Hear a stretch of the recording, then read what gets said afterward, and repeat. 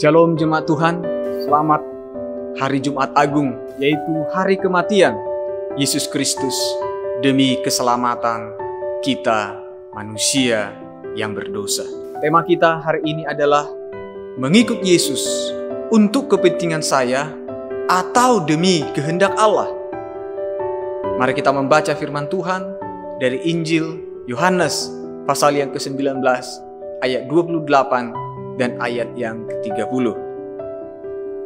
Sesudah itu, karena Yesus tahu bahwa segala sesuatu telah selesai, berkatalah ia, supaya genaplah yang ada tertulis dalam kitab suci, "Aku haus." Sesudah Yesus meminum anggur asam itu, berkatalah ia, "Sudah selesai." Lalu ia menundukkan kepalanya dan menyerahkan nyawanya. Jemaat Tuhan yang terkasih, ada begitu banyak motivasi orang untuk mengikut Yesus atau menjadi orang Kristen. Ada yang karena ingin sembuh dari penyakit, ada juga supaya dapat jodoh yang baik, atau ada juga supaya sukses dalam karir dan menjadi kaya dan seterusnya. Semua alasan yang disebutkan tadi bukan juga tidak baik, tetapi apakah itu yang menjadi kehendak utama Allah sebagai tujuan kekristenan kita? Pada Minggu Palma yang lalu, kita melihat bagaimana orang-orang Yahudi begitu antusias menyambut Yesus. Mereka berteriak, "Hosana bagi anak Daud, Hosana bagi anak Daud. Selamat datang Tuhan Yesus. Kami sudah lama menantikanmu." Mereka menyambut Yesus kira-kira seperti itu. Apa yang menjadi motivasi mereka dalam sambutan yang meriah itu? Karena mereka berharap bahwa kehadiran Yesus sebagai keturunan Raja Daud akan menjadi raja mereka dan akan membebaskan mereka dari penjajahan kerajaan Romawi. Tetapi ternyata kehendak Allah tidak sama dengan agenda mereka. Tujuan Yesus bukan mau membebaskan mereka dari penjajahan bangsa Romawi, tetapi dari perhambaan dosa. Bukan pembebasan secara jasmani, tetapi ada hal yang lebih besar yang dibutuhkan umat manusia, yaitu kemerdekaan dari ikatan dosa. Ada begitu banyak alasan yang tidak tepat seseorang menjadi Kristen.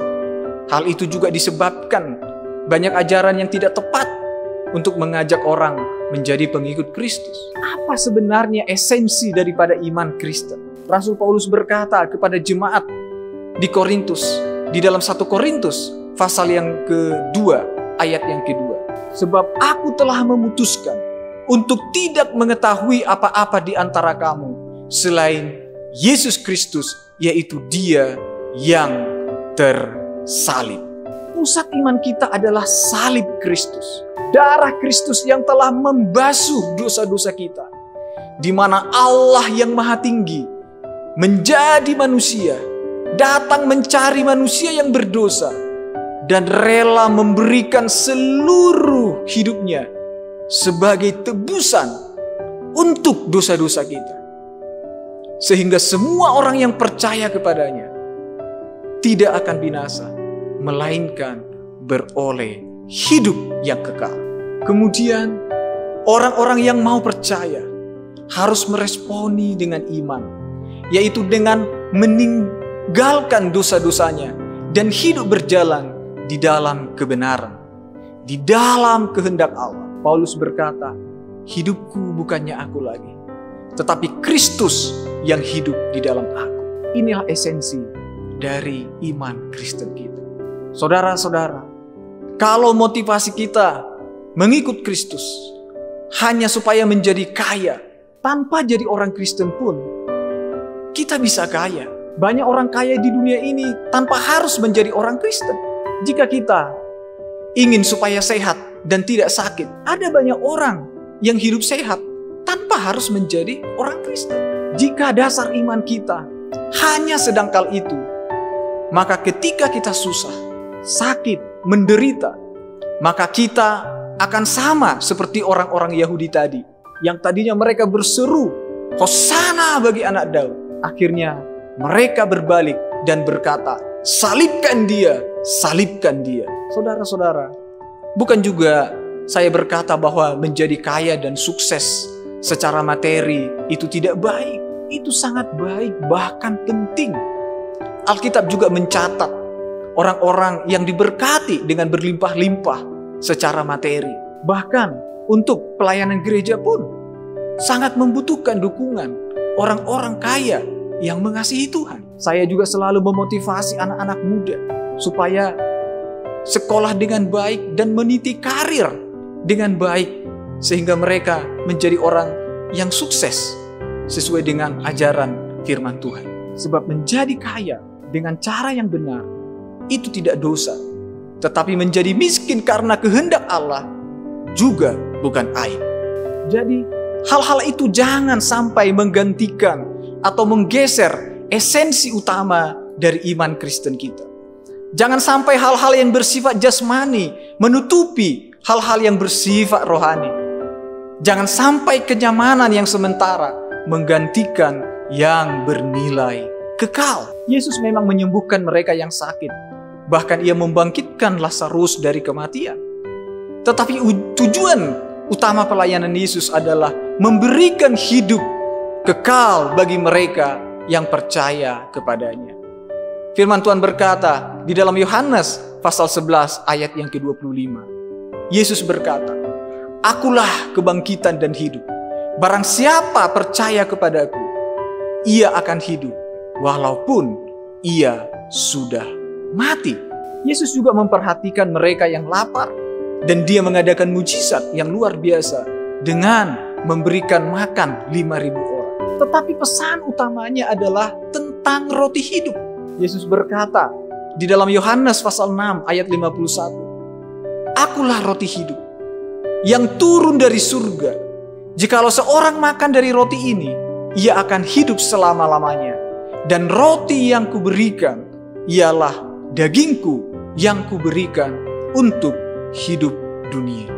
Jemaat Tuhan, saat ini kita diingatkan supaya jangan hanya tertarik untuk mendapatkan roti jasmani dari Yesus. Kita bisa tergoda untuk melakukan semua kegiatan rohani dan mematuhi hukum-hukum gerejawi untuk hanya mendapatkan roti atau hal-hal yang bersifat jasmania. Bahkan tidak jarang ada oknum-oknum yang tidak bertanggung jawab bisa memanfaatkan hal itu untuk mencari keuntungan dengan iming-iming berkat yang berlimpah. Contohnya dalam situasi wabah virus corona saat ini. Ada begitu banyak orang yang mencari Tuhan Yesus demi selamat dari corona. Di satu sisi itu baik, tetapi di sisi yang lain jangan sampai kita mencari Yesus dan menjadikannya sebagai jimat penangkal corona. Itu sangat keliru. Kita datang kepada Yesus karena kita mau sungguh-sungguh bertobat dan mau hidup sesuai dengan firman-Nya. Bila kita kembali kepada esensi iman Kristen, mau kita mati karena corona atau jatuh dari pesawat dan lain-lain, sama saja. Karena memang suatu saat kita semua pasti akan mati. Dan alam semesta ini tidak kekal, bahkan sangat rapuh. Hanya dengan virus kecil saja, dunia ini sudah luluh lantak. Namun bukan berarti kita mengabaikan kesehatan kita. Justru kita adalah orang-orang Kristen yang penuh tanggung jawab dan selalu berusaha membawa kebaikan bagi banyak orang. Kita juga harus selalu berdoa, memohon perlindungan Tuhan setiap hari. Firman Tuhan juga mengajarkan supaya kita menaikkan doa syafaat untuk pergumulan-pergumulan dunia ini. Namun walaupun kita harus sakit, bahkan semua kita harus mati karena wabah virus ini, itu tidak akan mengubah atau mengurangi apa yang telah Yesus lakukan bagi kita di kayu salib. Kitab Roma pasal 8 ayat 38 berkata, Sebab aku yakin bahwa baik maut maupun hidup, baik malaikat-malaikat maupun pemerintah-pemerintah, baik yang ada sekarang maupun yang akan datang, atau kuasa-kuasa, baik yang di atas maupun yang di bawah, ataupun sesuatu makhluk lain, tidak akan dapat memisahkan kita dari kasih Allah yang ada di dalam Kristus Yesus Tuhan kita. Inilah yang Yesus serukan ketika dia tergantung di kayu salib. Dia berkata, sudah selesai. Dia telah menyelesaikan hal yang terpenting bagi kita, yaitu keselamatan jiwa kita. Sekarang adalah bagaimana kita hidup dalam kehendak Yesus. Bagaimana kita hidup dalam kebenaran firman dan memuliakan namanya. 1 Korintus 6 ayat 20 berkata, sebab kamu telah dibeli dan harganya telah lunas dibayar. Karena itu muliakanlah Allah dengan tubuhmu. Jemaat Tuhan yang terkasih, pada hari kematian Yesus Kristus ini, kita diingatkan kembali tentang esensi iman Kristen kita, yaitu iman yang berpusat kepada salib Kristus, yaitu kematiannya yang telah menebus dosa-dosa kita, dan kebangkitannya yang menjadi jaminan bahwa kita memiliki Allah yang hidup dan yang akan menjamin hidup kita, baik selama kita di dunia ini dan juga sampai ke tempat kehidupan yang kekal di dalam kerajaan surga yang mulia dan sempurna. Selamat menyambut Paskah. Tuhan Yesus memberkati kita semua. Shalom.